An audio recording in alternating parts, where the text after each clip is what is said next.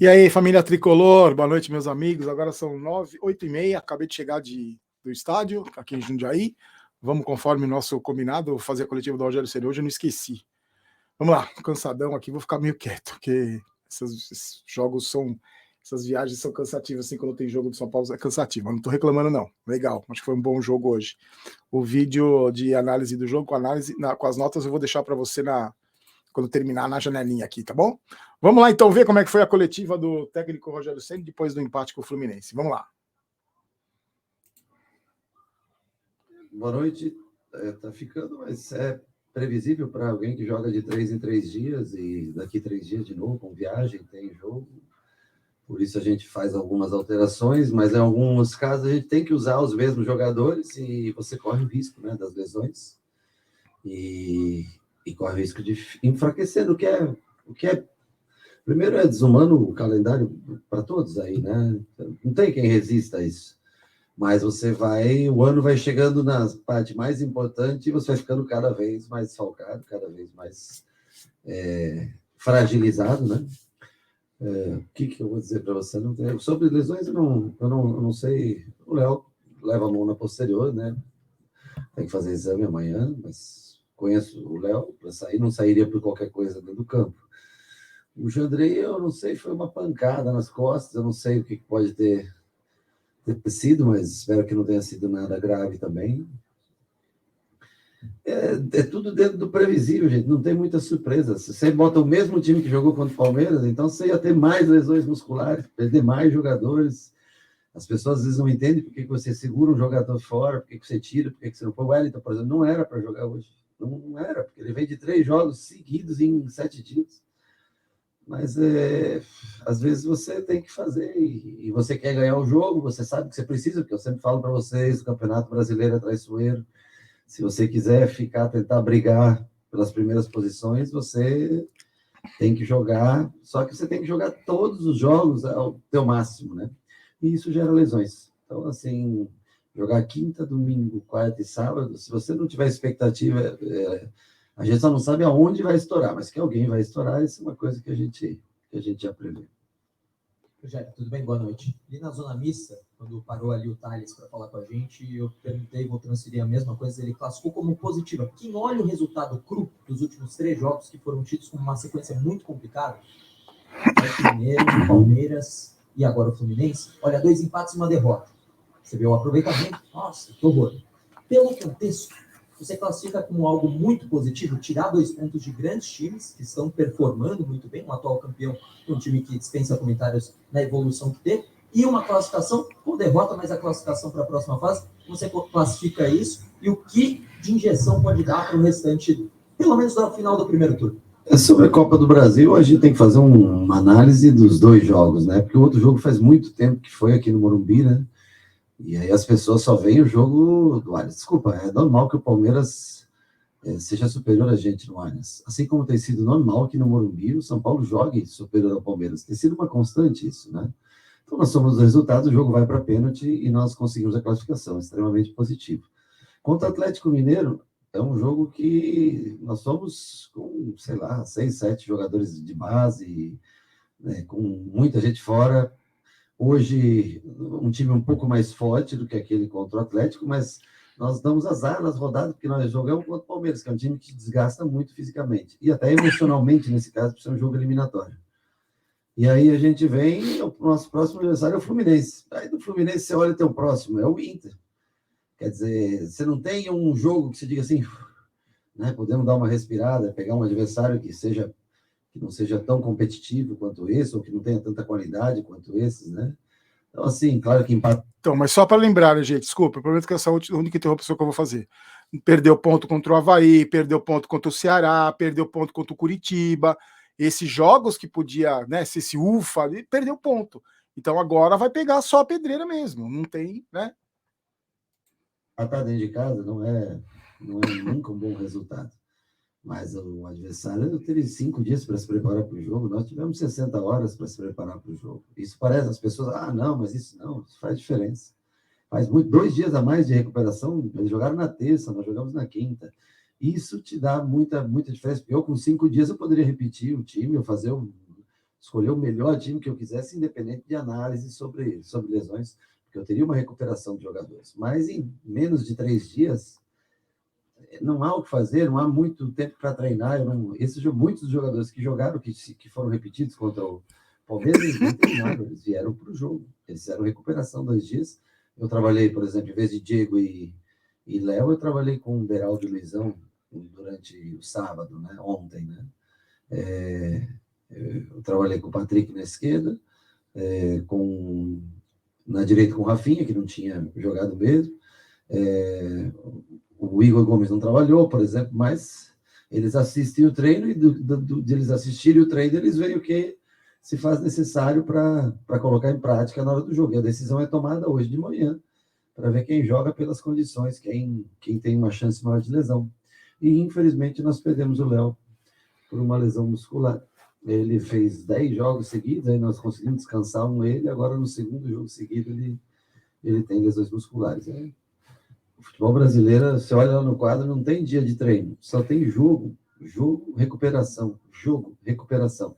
O que você vai fazer? Você faz um campo curto, pequeno, 20 por 10, para fazer como se fosse futebol de botão, posicionar teoricamente o que você gostaria de fazer. Não há tempo para treinar, trabalhar. E hoje, de novo, se você olhar, quantos garotos tinham da base ali no final? Tinha 6, sei lá, 7, 8 no total, quer dizer...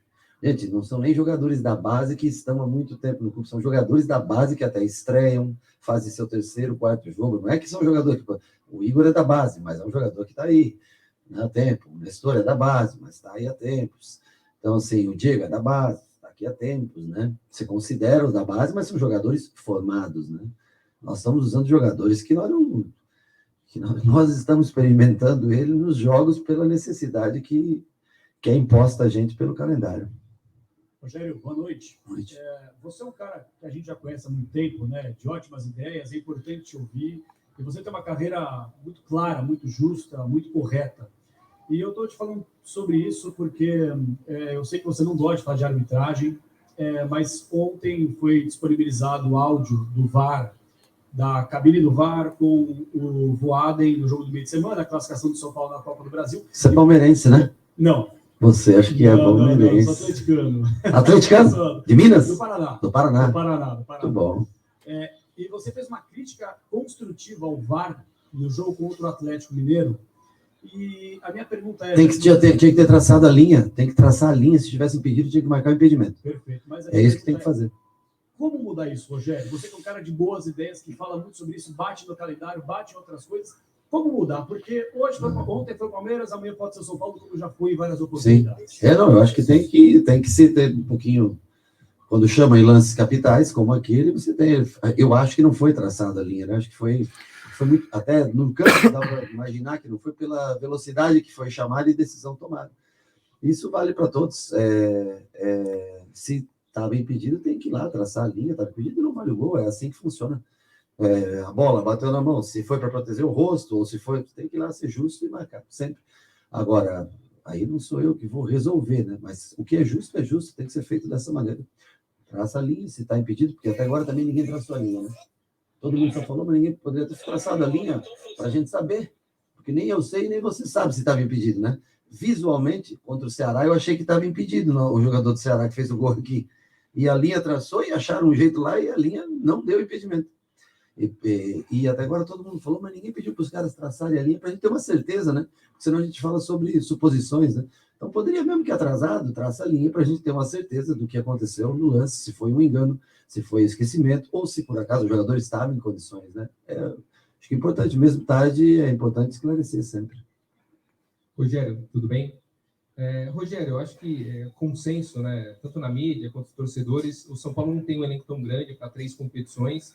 E em algumas oportunidades você é perguntado sobre isso, sobre contratações, e você reforça que você quer um jogador que chegue e que seja importante para o São Paulo, não qualquer jogador. Só que o São Paulo hoje teve 8 desfalques, né? O Colorado voltou, aí tem mais outros... O Colorado hoje não estava pronto para jogar. Eu trouxe ele muito mais para estar junto com a gente, porque já fazia tempo, né? Porque ele não tem condições de... Pode ser que para o próximo jogo já esteja um pouco mais treinado, mas é pouco tempo, né? É muito risco.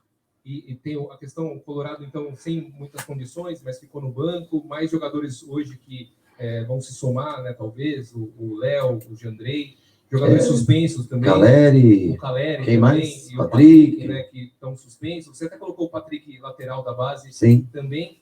Você acha que talvez para você não ter colocado daqui a pouco sub-12 para jogar as competições, porque o elenco de fato não é tão grande, você já considere trazer jogadores que não são necessariamente jogadores para resolver, mas às vezes um jogador só para compor o elenco que você vai precisar para ter opções para o seu plantel? Você sabe que é muito difícil isso, porque onera muito para o clube trazer jogadores assim. O clube não dispõe de uma situação financeira. Eu sei que o Alisson daqui, sei lá, 2 semanas pode estar de volta. Nossa, 2 semanas. Eu sei que o jogador vai cumprir suspensão, vai poder voltar. E eu não consigo prever aonde vai ter lesão, né? A zaga tem sofrido muito, mas é o setor que mais se repete, né?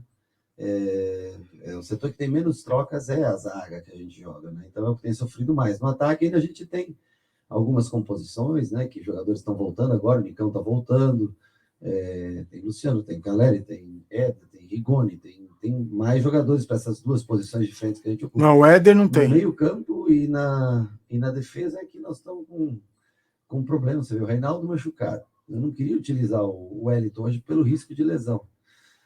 Por isso que nós arriscamos o Patrick, que é um menino que treinou essa semana com a gente e que tem convocações para a seleção e tudo, né?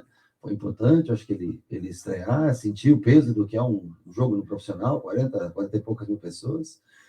O problema é que você você não treina esses jogadores há 6 meses, tá entendendo? E é difícil você pegar em uma semana e passar, sem praticamente treinar, só na teoria, passar para eles tudo o que você quer. Mesmo um jogador numa contratação que chega agora, ele não vai pegar o mesmo ritmo dos outros, não vai entender a mesma, a não ser que seja um fora de série, um jogador muito acima da média, mas é difícil porque você tem que construir tudo, tijolo por tijolo, do que você construiu até hoje no teu sistema de jogo, como você joga, onde são as puxadas. Então, por isso que as contratações, quando começa a temporada, elas são muito importantes, porque elas vão se estender pela temporada e vão cada vez evoluir. Um jogador que chega em meio de temporada, ele vai ter mais dificuldade de adaptação, seja ele jovens da base, ou seja ele de fora vindo. Então, mesmo que a gente puxe um atleta da base, não é simplesmente puxar e colocar. Você tem um tempo de mostrar para o cara como se posiciona, como marca, como pressiona, onde pressiona, gatilhos de pressão, quando você baixa, quando você sobe, em qual jogador está o gatilho para se marcar. É difícil, não é uma coisa simples, não. Por isso que é legal quando você tem um elenco desde o começo do ano e vem trazendo ele, porque a chance de cada um entender mais e crescer é maior, né? Então, é um momento difícil, delicado, mas se eu disser para você que vai melhorar, eu vou mentir, vai piorar. Porque hoje é domingo à noite. Nós já vamos amanhã recuperar jogadores, treinar um pouco aqueles que não jogaram. Na terça nós já estamos viajando de novo, e na quarta tem jogo de novo. Quando nós voltarmos na quinta, na sexta tem treino e no sábado tem jogo. O que é isso? Não tenho o que eu dizer para você. Eu não sei nem com quem eu vou contar, porque não é só os suspensos. Tem os suspensos, tem os que jogaram 3, 4 jogos seguidos e que, se eu colocar, tem grande chance de lesionar. Então, a gente monta o time de acordo com as... Nem o sistema eu já não escolho mais do que eu quero. Eu escolho do que eu tenho, já não do que eu quero. Se eu jogo com 3, se eu jogo com linha de 4, muitas vezes não é mais do que eu acho do time adversário, não, é o que eu acho do meu time mesmo. Se eu tenho possibilidade de jogar naquele sistema ou se eu tenho que ir para outro. Não tem. E assim, as decisões vão chegar de Copas, né? E você vai estar... você vê que vai desmoronando, vai despedaçando. Cara, é isso que eu falei. Vai cair num pedaço. Exatamente o que eu falei no vídeo. E, infelizmente, é natural. As equipes, como eu falo, as equipes que têm grandes elencos, que têm departamento médico, de bons jogadores, elas vão se sobressaindo, porque o desgaste é muito grande. Tudo bem, Rogério? Boa noite. Você falou há pouco sobre o Patrick, o lateral esquerdo, e me chamou a atenção porque desde o seu retorno ao São Paulo, nessa segunda passagem, é o 11º jogador que você promove ao time principal. E hoje ele é substituído ainda no primeiro tempo. É um jovem ainda, jogador que tem muitas convocações para a seleção brasileira nas categorias de base. Como trabalhar o emocional de um jogador que, claro, já não gosta de ser substituído, ainda mais no primeiro tempo, como foi hoje? Mas justamente o fato das convocações para a seleção e do que ele produz na base é o que o trazem aqui. Então, eu acho que você tem que analisar pelo lado positivo, de ter mais um jogador que estreia, talvez um pouco precoce, como o Rodriguinho, como outros que estrearam, né, nesse ano, mas que tem tudo para potencializar a sua qualidade, né? Naquele momento do jogo, nós precisávamos de alguém mais ofensivo pelo lado. Eu já estava pensando no intervalo em fazer a substituição, mas eu pensei, aí eu já vou aproveitar que se o Jandrei não fosse sair, eu deixaria ele até o intervalo, mesmo com algumas coisas, alguns ajustes que eu falo, ele tem horas que era para esperar na linha de 4, ele adiantava, mas isso não é culpa dele. Isso é culpa do pouco tempo que a gente tem para preparar um time. Você não pega um jogador da base em 3 treinamentos e fabrica ele do jeito que você faz com o Wellington e com o Reinaldo. O Wellington e o Reinaldo já sabem há muito tempo o que tem que se fazer. Então, não é culpa do garoto. É a gente pela necessidade. E naquele momento, já que o Jandrei tinha que fazer a substituição, eu aproveitei para não queimar 2 paradas ou ter que esperar até o intervalo. Eu aproveitei e arrisquei o Wellington e eu acho que o time melhorou daquele tempo em diante. E eu sei que ele vai melhorar, porque o Wellington está há mais tempo com a gente, ele sabe mais o que tem que ser feito. Então, assim, isso não é segredo, não é... Agora, não tem... Eu acho que o menino não tem que ficar, o Patrick não tem que ficar triste, tem que ficar feliz na idade dele, de chegar ao profissional, ter os seus primeiros 30 minutos de jogo e terá outros futuramente, vai estar lá treinando, vai ficar treinando, o Reinaldo está machucado, mais 2, 3 semanas, vai estar treinando, se precisar de uma nova oportunidade, vai estar mais maduro, vai estar mais preparado. Não adianta, é só você enfrentando a realidade que você aprende, mas ele não tem absolutamente culpa nenhuma. Dentro da nossa proposta, nós precisamos de alguém mais ofensivo. Quem é mais ofensivo? É o Wellington. Aí eu digo assim, ou eu abro mão do jogo, ou eu arrisco a lesão do jogador. Léo Pelé, ou eu coloco ele para jogar para ter saída boa, ou eu abro mão e coloco um zagueiro mais defensivo, que é o Luizão. O Diego também vai a mesma coisa, o Igor Gomes também serve a mesma situação. Em alguns eu troco porque eu sinto um pouco mais confortável, outros eu preciso, não posso mudar 10, 11 jogadores para jogar com um dos melhores times do Brasil. Aí eu não consigo, aí nós vamos perder. Tem 45 mil pessoas aqui. As pessoas querem ver a vitória e nós temos que competir. Exatamente. Rogério, boa noite. Você falou que nas mudanças que você faz de um jogo para o outro, alguns jogadores você acaba tendo que repetir. E, se eu não estiver enganada, acho que o Igor Gomes é o jogador de linha agora com maior sequência de partidas. Eu queria que você dissesse o que é esse diferencial do Igor para a sua equipe, porque às vezes você prefere o Igor, por exemplo, hoje o Nestor ficou com uma opção no banco. Então, o que o Igor te dá nesse seu esquema? A sustentação de equilíbrio defensivo que a equipe precisa. Ele é um jogador que recompõe, que apesar de jogar hoje, por exemplo, no 4-1-3-2, jogando pelo lado direito, o Fluminense tem o quê? O Fluminense junta 6 jogadores pela esquerda, pelo lado direito deles, hoje no primeiro tempo fazia isso, para tentar sair tocando em toques curtos. O Igor faz o equilíbrio, ele vem para dentro, Thales e Pablo vão marcar o lado esquerdo do Fluminense, que é onde vai Ganso, onde vai um dos volantes, onde vem o lateral, onde vem um dos pontas, e junta, que é o tradicional do Diniz, tentar, né, ganhar superioridade no lado e depois virar o jogo, atacar o espaço mais rápido, né? E ele entende muito a parte tática. Então, ele é muito importante, além do que ele tem um vigor físico muito grande. Ele tem uma resistência física maior do que os outros, né? Então, ele joga mais, mas também parece estar no limite. Então, assim, para mim, ele é importante nessa composição tática, onde a gente às vezes não tem jogadores. Você não tem um jogador específico para... Por exemplo, se tivesse o Marcos Guilherme, ele não teria jogado hoje, o Igor. Teria jogado o Marcos Guilherme na função dele hoje.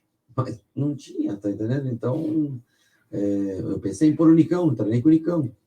Mas Nicão, Luciano, Éder, Patrick, eu não tenho mais o balanço. São todos ótimos jogadores, a bola vai ficar mais no nosso pé, nós vamos ter mais drible. Mas e na hora de defender? Porque você defende bastante. Eles estavam descansados, eles tinham 48 horas, parece pouco, né? Mas para um time de futebol, 48 horas a mais de descanso ou de treinamento nessa sequência de jogos é muito importante. Então, nós sabíamos que nós íamos sofrer na parte física. E, infelizmente, tivemos 2 lesões, uma muscular, espero que a outra não seja nada grave, que seja só uma pancada e que o Jandrei possa estar de volta. Rogério, há pouco você explanou aí a sequência de programação do São Paulo, praticamente 0 tempo para treinar. Sim. E a reclamação não é só sua, porque o calendário está aí para todo mundo, né? Você mesmo disse.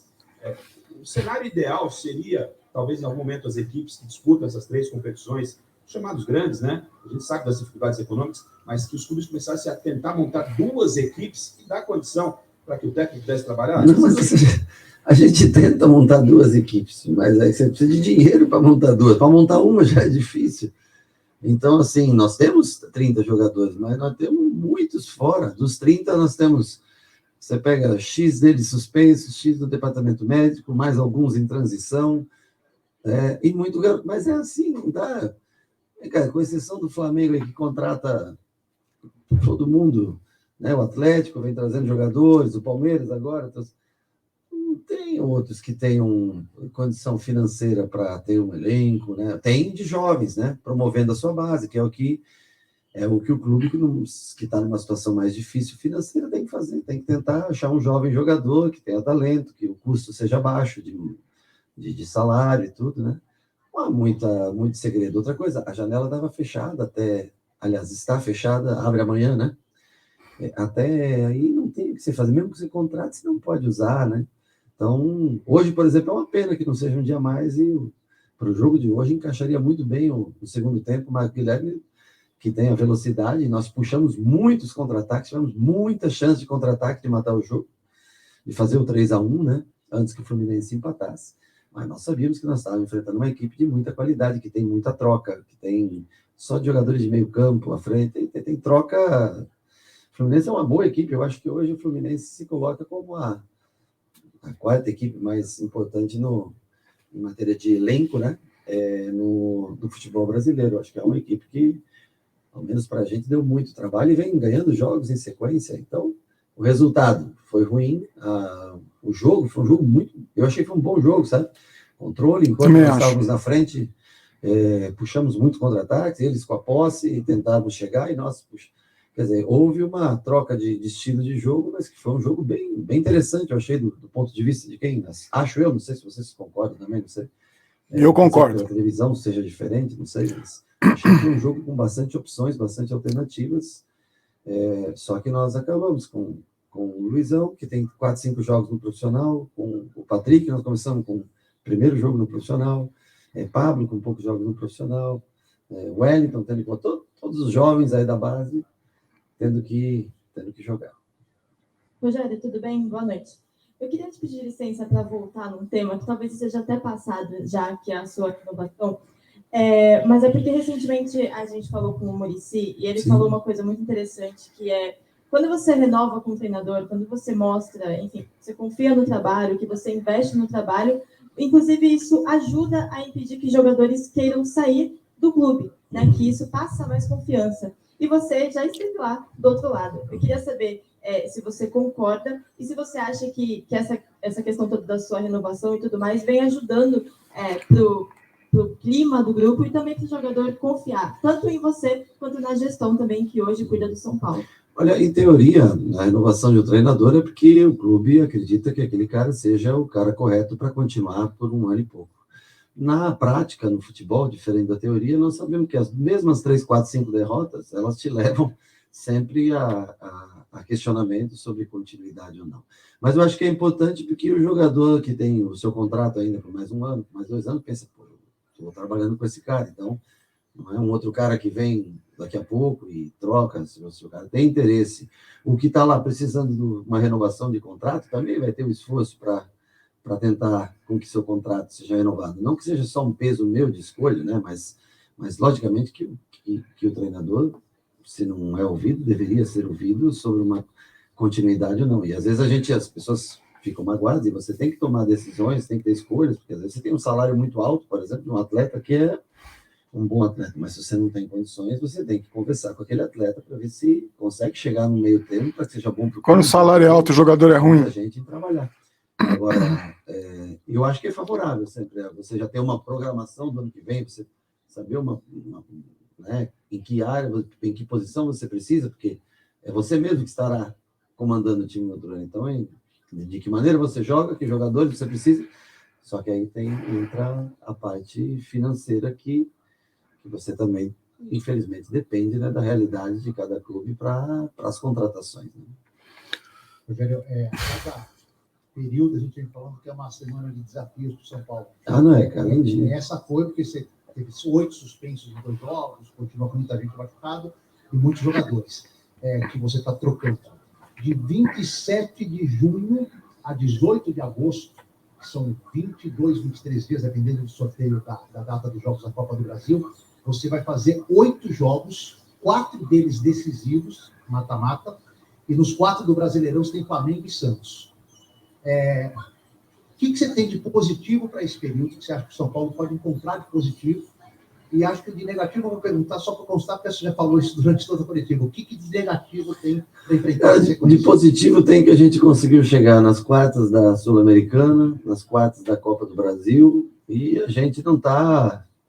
Eu acho que poderíamos estar melhor colocado no Campeonato Brasileiro, porque nós deixamos de escapar pontos assim que Exatamente. Por exemplo, né, tirou o jogo do Palmeiras aqui, que estava no minuto 90, estava ganho e nós perdemos. Alguns empates que nós estávamos à frente, sofremos o gol de empate, né? Então nós poderíamos estar melhor ainda na classificação, poderíamos estar ali entre os 3 primeiros, talvez. Mas nós estamos vivos em todas as competições. Acho que esse é o positivo. O torcedor, a cada 3 dias, está torcendo pelo seu time. De negativo é que as pessoas têm que entender que não vai ser todos os dias que você vai ter o principal time dentro de campo, que você vai ter que fazer trocas. Por um lado é importante, porque ele vê novos jogadores, observa novos jogadores. Por outro lado, você perde entrosamento, você perde... Só que, assim, é o que eu repito, as pessoas têm que compreender que se botar o mesmo time, hoje talvez teriam 3 lesionados. E a lesão te tira por 8 jogos. Você tirar o cara por um jogo... O São Paulo tira mais, né? Esperar ele para mais uma sequência de jogos. O Paulo a lesão tira por um ano. Você tem que ter em mente que a gente não escolhe muito pelo que a ideia... eu sei quem encaixaria melhor. Mas, ao mesmo tempo, eu sei também que esse cara que encaixaria melhor, ele está com uma grande chance de sofrer uma lesão muscular. Te dou o exemplo do Léo hoje, que é um jogador muito importante no nosso sistema de jogo, quando joga com 3 zagueiros, principalmente, e acabou sofrendo provavelmente, não sei, mas provavelmente uma lesão muscular. Boa noite, Rogério. Prazer falar com você. Muitos companheiros de imprensa vêm colocando o Juliano Galopo, meio-campista argentino do Banfield, próximo do São Paulo. Inclusive, ele sequer foi relacionado na partida do time dele hoje. Você poderia comentar algo sobre esse jogador? Posso, eu acho que é um jogador interessante, um meio-campista, um 8/5/10, um jogador versátil, assim como nós temos alguns no elenco.